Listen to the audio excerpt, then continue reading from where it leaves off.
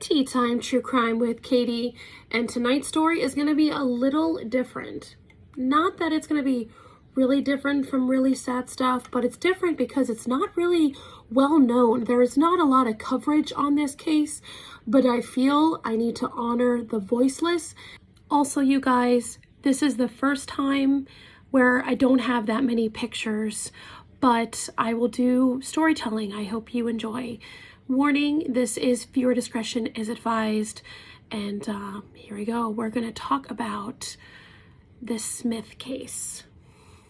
Kristen M. Smith was born May 23rd, 1982. She is from, it says, Augusta, Maine. She was only 16 years old when her life was horribly taken away. I've read a few articles. One said that she was SA'd and then killed. Others said she was just killed. So I will do my very best to talk about her story. But again, guys, it's pretty rough. So we're going to rewind and talk about John P. Hero. I'll put the name so you guys, okay, maybe that's how I say it. Anyway, this guy was just full of rage and he just hated life, it seems. But weirdly, luck was on his side.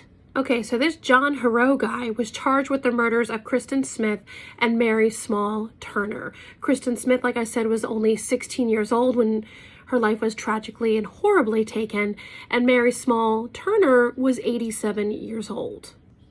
As I'm reading his, why he did what he did, he said that he killed the 87-year-old, which was his landlord at the time, because she wanted her life to end. So he did some kind of euthanasia. You would think he did a pillow or maybe a gun. No, he hit her with a vacuum cleaner and then strangled her to death and then lit her house on fire. Now, again, in some articles, Kristen Smith was 16 and they said she was SA'd and beaten with a piece of wood and then strangled. And then this one says beaten with a piece of wood and left half naked in a shallow grave. And you guys are probably wondering, this guy, what is his problem? Where is this rage coming from? And was he ever locked up? Yeah. He was.